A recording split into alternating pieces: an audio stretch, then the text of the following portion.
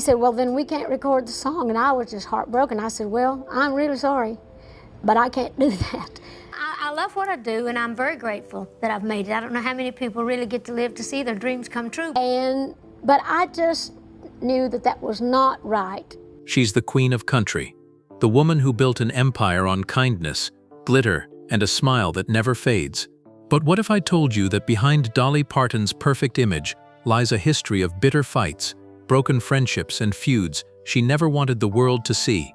For decades, fans believed Dolly avoided drama, but the truth is, some of the biggest names in music clashed with her, and not all of them walked away as friends.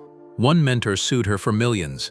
A fellow diva said she'd never work with her again, and even the king of rock and roll was left furious over a song that would later make Dolly millions. Add in a radio shock jock who humiliated her in front of millions, and a rock star who dismissed her talent altogether, and suddenly Dolly's story doesn't look so sweet.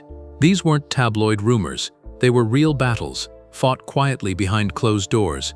And today we're peeling back the curtain on the 5 rivalries that tested Dolly's patience, her reputation, and even her heart. Before the scandals, the lawsuits, and the whispered rivalries, there was just a little girl from the Smoky Mountains with nothing but a voice and a dream. Dolly Rebecca Parton was born on January 19, 1946 in a one-room cabin in Locust Ridge, Tennessee. She was the 4th of 12 children, raised in a family so poor that running water and electricity were luxuries they couldn't afford. Her father, Lee, couldn't read or write, but he taught Dolly the value of hard work. Her mother, Avi Lee, passed down her love of storytelling, music, and faith. For the Parton kids, music wasn't entertainment, it was survival. With no money for toys or distractions, they gathered on the porch, harmonizing gospel songs, while Dolly's voice soared above the rest.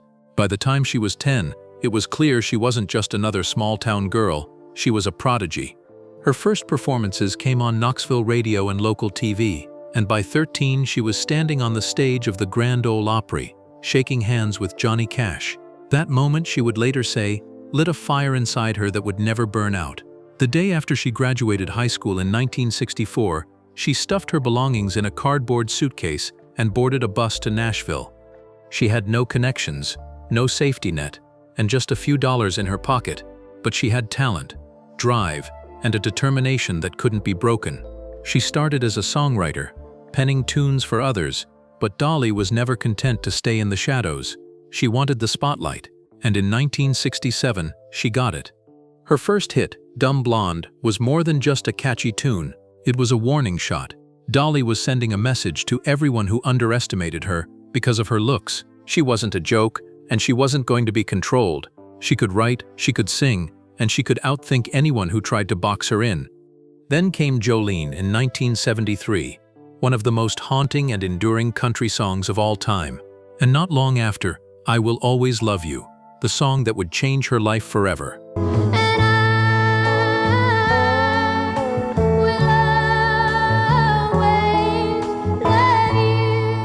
On the surface, it was a bittersweet goodbye to her mentor, Porter Wagoner, but underneath it was a declaration of independence, a promise that Dolly Parton would walk her own path, no matter the cost.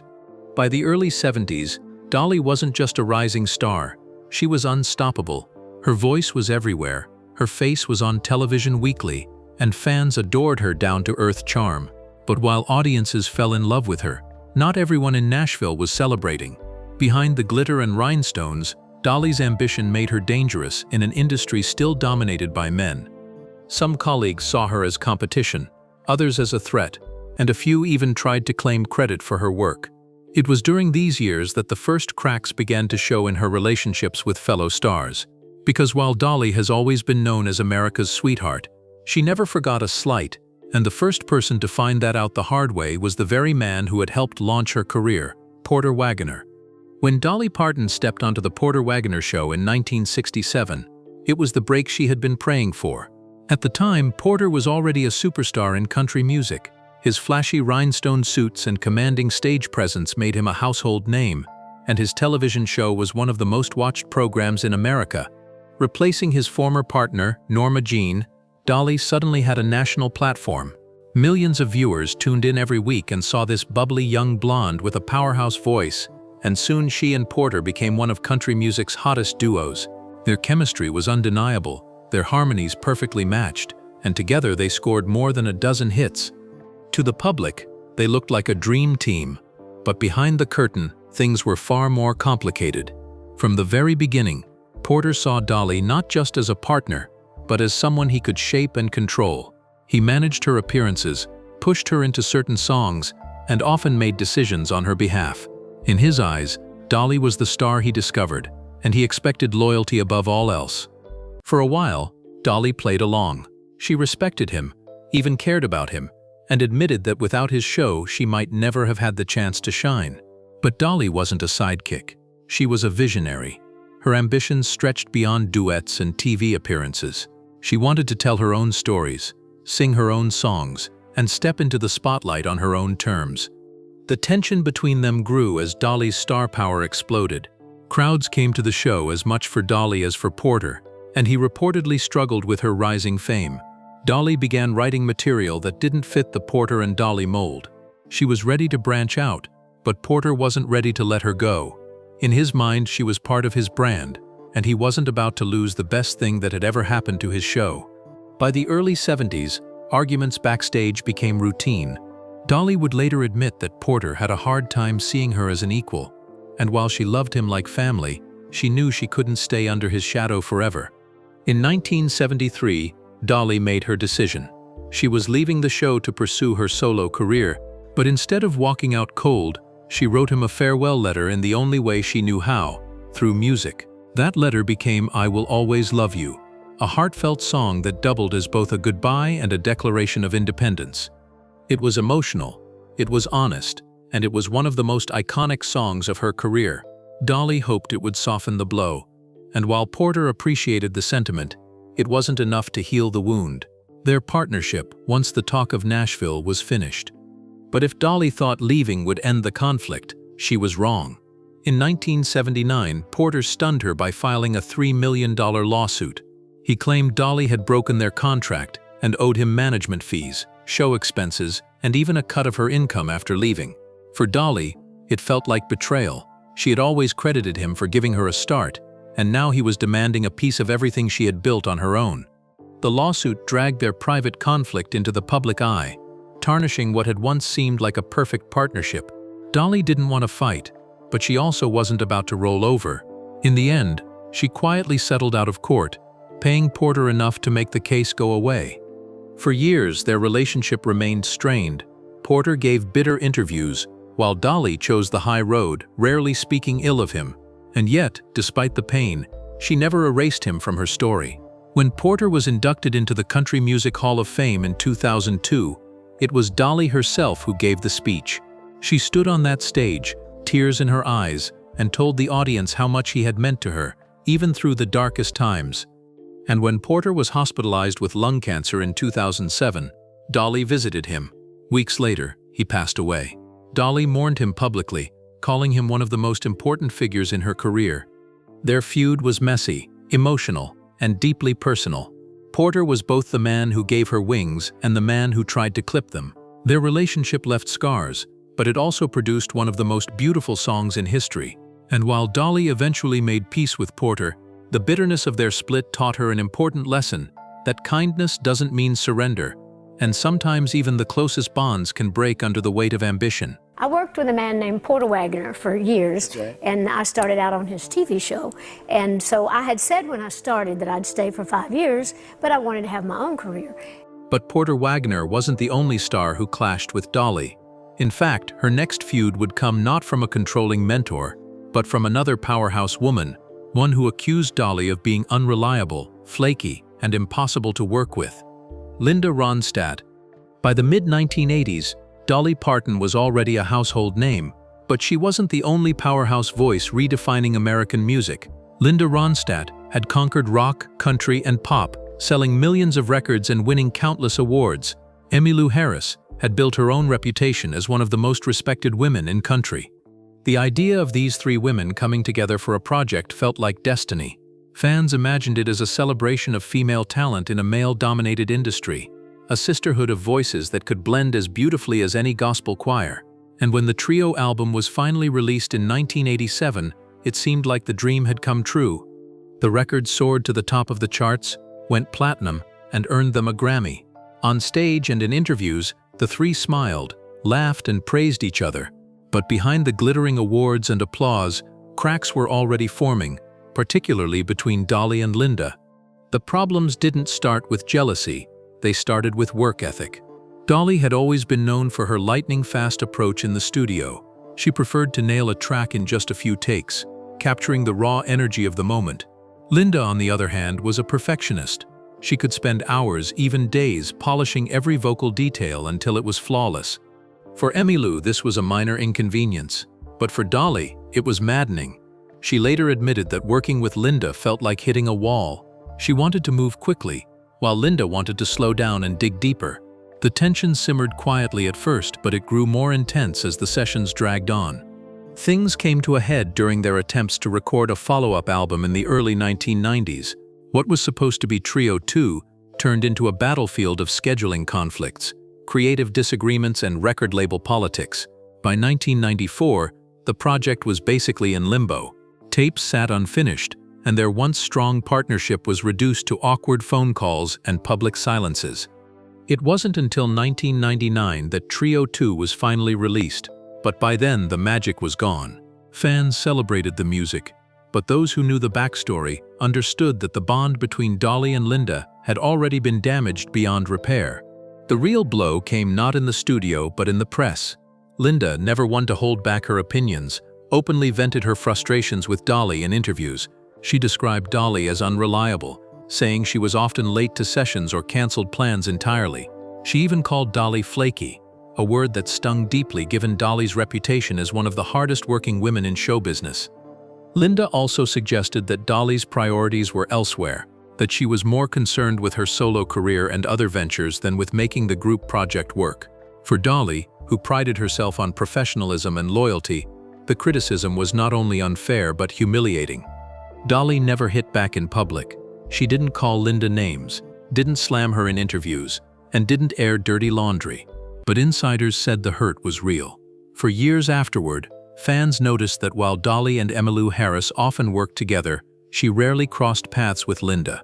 The wounds from Trio had left scars that neither woman was willing to fully mend, and though there were moments of civility later on, tributes, joint interviews, or polite words, they never rebuilt the trust that had been broken in those recording sessions.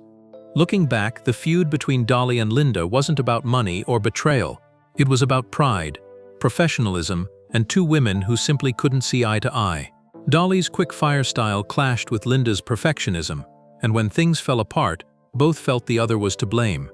To fans, it may have seemed like a simple disagreement, but to Dolly, it was another reminder that even friendships in music could unravel under the pressure of egos and expectations. Still, as painful as that feud was, it couldn't compare to the disappointment Dolly faced next. Because when the king of rock and roll himself came calling, what should have been the collaboration of a lifetime turned into one of Dolly's most heartbreaking industry battles. Elvis Presley. Few moments in Dolly Parton's career were as bittersweet as the day she found out Elvis Presley wanted to record one of her songs. By the mid-1970s, Dolly had already scored several hits, but I Will Always Love You was special. She had written it in 1973 as a farewell to her longtime mentor and partner Porter Wagoner, pouring every ounce of emotion into the lyrics. To her, it wasn't just a song, it was a piece of her heart, a goodbye letter set to music. When the record became a hit, it caught the attention of the king of rock and roll himself. Elvis wanted to record it. For a girl who had grown up in poverty, idolizing larger-than-life stars, the idea of Elvis Presley singing her words felt like a dream. But that dream would soon turn into a nightmare. Elvis's manager, Colonel Tom Parker, had a reputation that made record labels nervous and songwriters furious. His business deals were ruthless, and his demands were legendary. When Elvis expressed interest in I Will Always Love You, Parker stepped in with terms that stunned Dolly. He insisted that if Elvis recorded the song, he would own 50% of the publishing rights. That meant half of the royalties, half of the control, and half of the legacy. To most songwriters, saying yes to Elvis was automatic. The exposure alone was worth it. But Dolly wasn't most songwriters. She knew the value of her work, and she knew that giving up half of her most personal song would haunt her forever. Dolly later recalled the sleepless night she spent agonizing over the decision. On one hand, she adored Elvis, respected his artistry, and desperately wanted to hear him sing her words. On the other hand, she had worked too hard to hand over control to someone else. In the end, she made the unthinkable choice. She said no. She told Parker the song was the cornerstone of her publishing company, and she couldn't part with it. The fallout was immediate. Elvis never recorded the song, and Dolly believed he took the rejection personally. She admitted later that it broke her heart, not because she regretted her choice, but because she loved Elvis as an artist and knew how much he wanted to record it. "I cried all night," she once said. "I hated that I had to tell Elvis no." She always made it clear that her problem wasn't with him, it was with his manager's demands. Still, she felt the sting of knowing that the king of rock and roll never forgave her. But time would prove her right. By holding on to her publishing rights, Dolly ensured that "I Will Always Love You" remained hers alone. Nearly 2 decades later, Whitney Houston covered the song for the Bodyguard soundtrack, transforming it into one of the biggest ballads in history. It sold millions, topped charts worldwide, and became the defining version of the song. Dolly has often said that when she first heard Whitney's rendition on the radio, she had to pull her car over because she was so overwhelmed with emotion.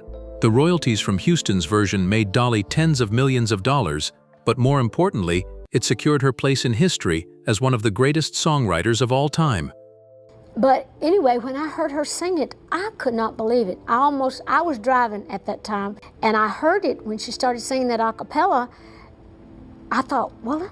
Even so, the wound with Elvis never fully healed.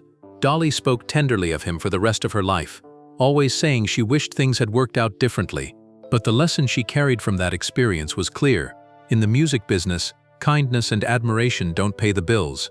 Ownership does. Elvis may have been the king, but when it came to protecting her legacy, Dolly refused to bow down. Well, it didn't to me. It seemed to be the thing to do. It hurt me because I was so disappointed that I was going to have to tell my friends Elvis didn't record it. And if turning down Elvis Presley sounds unthinkable, what came next was even harder to believe, because while Elvis left Dolly disappointed, another feud years later would leave her feeling humiliated in front of millions, thanks to a shock jock who thought he could destroy her image with one cruel prank. Howard Stern. By the time 2008 rolled around, Dolly Parton had built a career on kindness, humility, and timeless songs. She wasn't just a country star anymore, she was an American treasure. The idea of anyone taking aim at her reputation seemed almost unthinkable, but that didn't stop Howard Stern. Known as the shock jock of American radio, Stern had made a career out of pushing limits, mocking celebrities, and turning crude humor into headlines. He thrived on controversy, and in 2008, he set his sights on Dolly. What followed wasn't just an insult, it was one of the cruelest attacks she had ever endured. The incident centered around Dolly's audiobook, My Life and Other Unfinished Business. Stern's team took recordings of Dolly reading her own memoir and spliced the audio together. They rearranged her words to make it sound like Dolly was saying racist, vulgar, and degrading things about her friends, her fans, and even her own body. It was presented as a fake interview, but there was nothing funny about it. The broadcast made Dolly sound like a bigot and a fool, a direct attack on the very image she had spent decades building. Stern and his co-hosts laughed on air, dismissing it as satire, but for Dolly and her millions of fans, it was devastating. For someone as calm and gracious as Dolly, it takes a lot to provoke anger. But this time, she was furious. In a rare move, Dolly issued a strongly worded public statement. She called the broadcast shocking, hurtful, and humiliating. She admitted that she had never been so offended in her life, and she even hinted at taking legal action against Stern and his team. If there was ever going to be a lawsuit, she said, it's going to be over this. That kind of language was almost unheard of from Dolly, who usually avoided confrontation at all costs. It showed just how deeply wounded she was. The backlash from fans was immediate. Country music stations condemned Stern's actions, and longtime supporters rushed to defend Dolly's character. Online forums lit up with outrage, with fans insisting that Stern had crossed a line he could never take back. Even people who weren't fans of country music felt the segment had gone too far. Dolly had always represented warmth, decency, and optimism. Stern seemed intent on tearing down for a cheap laugh. But while Dolly spoke out, Stern didn't back down. He refused to apologize, insisting the segment was just a joke and that people were being too sensitive. He claimed it was satire, not slander. His refusal to take responsibility only deepened the anger surrounding the feud. For years afterward, the incident lingered in Dolly's story like a stain, a reminder that even someone as universally beloved as her wasn't safe from public humiliation.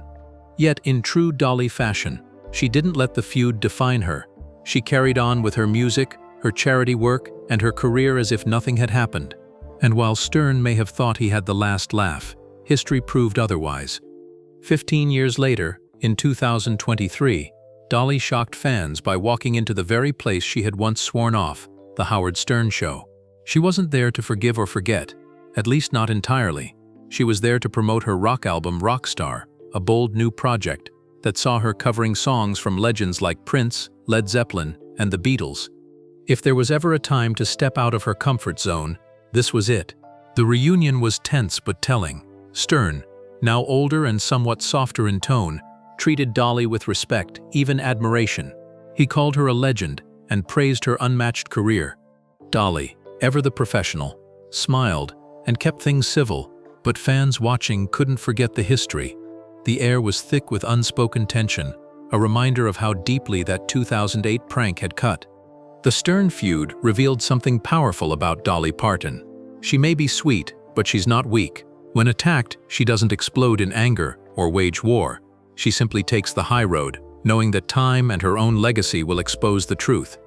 And while she managed to rise above Howard Stern's cruelty, not every critic was as easy to brush off, because the next attack came not from shock radio, but from a fellow musician who dismissed her very talent as a songwriter. And this time, it was personal. Jeff Tweedy. For most of her career, Dolly Parton has been showered with praise.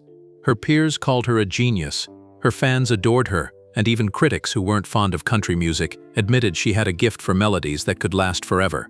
But not everyone agreed. In the world of alternative country and indie rock, a few voices questioned whether Dolly's success came from her artistry or from her carefully crafted persona.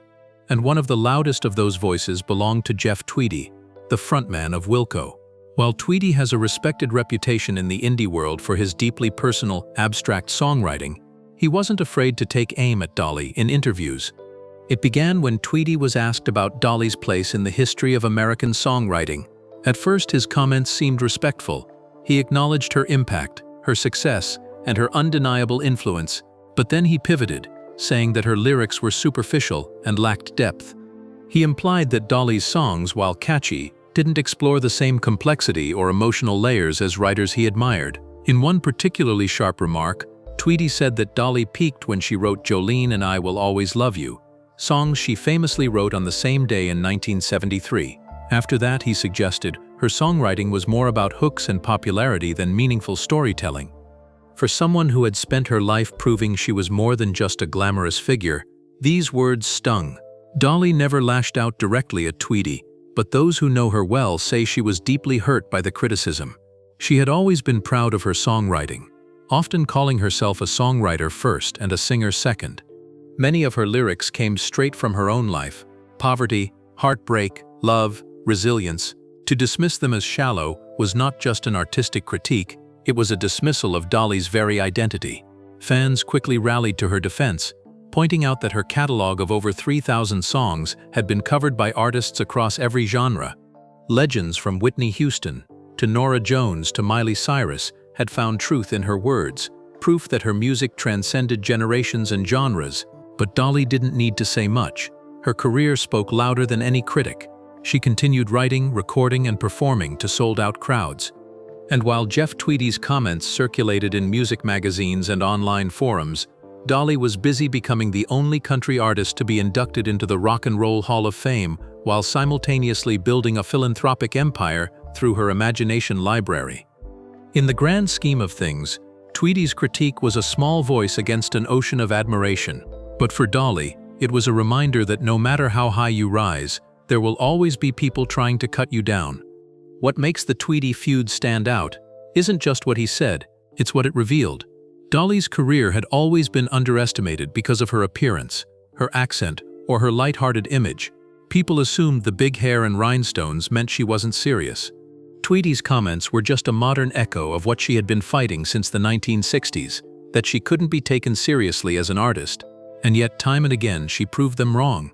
Today, Dolly's songs remain staples of American culture, while Tweedy's critique has largely been forgotten outside of die-hard Wilco fans. Dolly once said that she doesn't write to impress critics, she writes to move people. And maybe that's why her music has lasted for over half a century while so many critics have come and gone. Dolly's clashes with Porter Wagoner, Linda Ronstadt, Elvis Presley, Howard Stern, and Jeff Tweedy may all seem different on the surface, but together they tell one story. Even America's sweetheart had to fight for her voice. And in the end, it's that fight, not the feuds, that turned her into a legend. When people think of Dolly Parton, they picture the big hair, the dazzling rhinestones, and the smile that could light up a room. To the world, she has always been the embodiment of kindness, warm, humble, and untouched by the ugliness of fame. But Dolly's story proves that even America's sweetheart has a backbone of steel. Time and again, she has faced moments that could have broken her. A mentor who sued her, a fellow artist who branded her unreliable, a cultural icon who turned cold when she refused to give away her rights, a shock jock who tried to humiliate her in front of millions, and a songwriter who dismissed her very talent. These weren't small disagreements, they were defining moments that revealed just how much Dolly had to fight to keep control of her career and her legacy. With Porter Wagoner, she learned that even those closest to you can try to control your future, but she also discovered the strength it takes to walk away. With Linda Ronstadt, she learned that friendships in music can crumble under the weight of pride and perfectionism, reminding her that success doesn't always mean harmony behind the scenes. With Elvis Presley, she was forced to choose between admiration and ownership, and by protecting her work, she secured one of the greatest victories of her career. With Howard Stern, she showed the world that her image could withstand even the cruelest public attack, and she proved that resilience is sometimes the best revenge.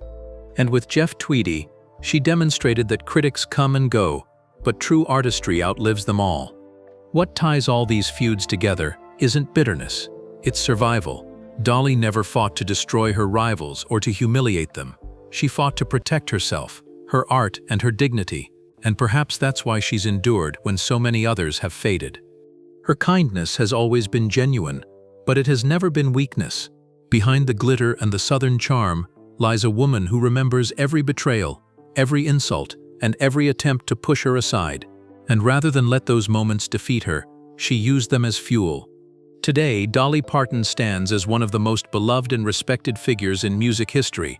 Her songs have been sung across generations, her philanthropy has touched millions, and her business empire has made her a model for independence in an industry built to exploit.